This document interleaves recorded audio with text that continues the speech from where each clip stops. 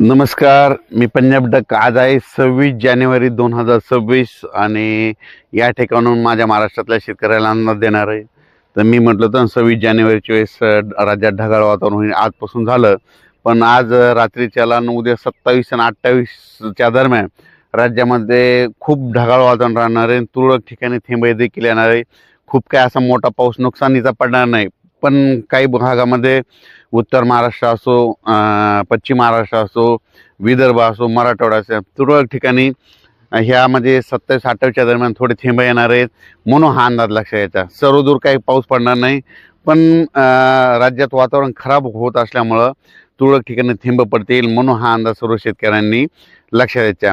राज्यातल्या सर्व शेतकऱ्यांना सांगू इच्छितो की ज्यांच्याकडे हरभरा असेल तर तुम्ही काय करायचं, याच्यामध्ये काय असतं, ह्या वातावरणामध्ये ढगाळ वातावरण झालं की धुळीचं प्रमाण असतं. बघा, पाहू शकता धुळी देखील आलेली आहे. पण याच्यामध्ये तुम्हाला सांगू इच्छितो की की धुळी असल्यामुळं एक बुरशीनाशक की चांगल्या कीटकनाशकची फवारणी करणे खूप गरजेचं आहे म्हणून हा अंदाज सर्व शेतकऱ्यांनी लक्षात द्यायचा.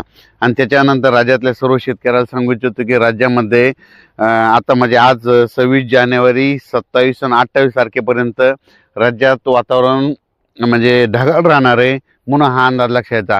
हे ढगाळ वातावरण वेलवर्गीयासाठी चांगलं, हरभऱ्याला फुलं लागण्यासाठी चांगलं, पण काही पिकासाठी नुकसानकारक असतं, कारण की याच्यामध्ये ह्या वातावरणामध्ये धुळी धुकं असतं म्हणून हे अंदाज सर्व शेतकऱ्यांनी लक्षात यायचा. त्याच्यानंतर राज्यातल्या म्हणजे पूर्व विदर्भ, पश्चिम विदर्भ, दक्षिण महाराष्ट्र, उत्तर महाराष्ट्र, कोकणपट्टी सगळीकडं सांगायचं झालं तर म्हणजे 4 दिवस म्हणजे आज 26, 27, 28 आणि 29 पर्यंत असं ढगाळ वातावरण राहणार आहे. आणि तुरळक भागात देखील तुरळक ठिकाणी पाऊस पडणार आहे. मध्य प्रदेशकडे जास्त पडणार आहे, पण फक्त महाराष्ट्रात त्याचा थोडा असर होईल. ढगाळ वातावरण राहील म्हणून हा अंदाज लक्षात येतात. अंशतः तुरळक ठिकाणी तुरळक भागात थेंब देखील येतील म्हणून हा अंदाज महाराष्ट्रातल्या सर्व शेतकऱ्यांनी लक्षात घ्यायचा. कर्नाटक, निपाणी ह्या भागातल्या जे तंबाखू काढणारे शेतकरी त्यांनी म्हणजे सांगू इच्छितो की तुम्ही 29 तारखेच्या नंतर तंबाखू काढण्यास काही हरकत नाही, कारण की 29च्या नंतर राज्यात परत पुन्हा वातावरण क्लिअर व्हायला सुरुवात होणार आहे म्हणून त्यांनी तंबाखू काढायला हरकत नाही.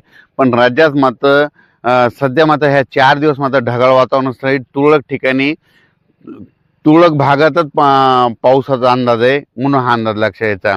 म्हणजे सांगायचं झालं उत्तर महाराष्ट्राकडं नंदुरबार जिल्हा, धुळे जिल्हा, नाशिक जिल्हा, त्याच्यानंतर जळगाव जिल्हा, संभाजीनगर, त्याच्यानंतर बुलढाणा जिल्हा, विदर्भात काही ठिकाणी अशा म्हणजे तुरळक भागात तुरळक ठिकाणीच पाऊस पडणार आहे, सगळीकडे पडणार नाही म्हणून हा अंदाज खास करून शेतकऱ्यांनी लक्षात घ्यायचा.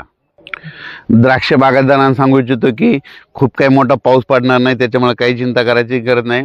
फक्त का हे वातावरण खराब असल्यामुळे महाराष्ट्रामध्ये तुरळक ठिकाणी थेंब पडतील म्हणून हा अंदाज त्यांनी लक्षात घ्यायचा. डाळिंब शेतकऱ्यांनी ह्या वातावरणामध्ये धुळी धुका असल्यामुळं 29 तारखेपासून परत सूर्यदर्शन होणार आहे म्हणून त्यांच्यासाठी देखील आनंदाची बातमी.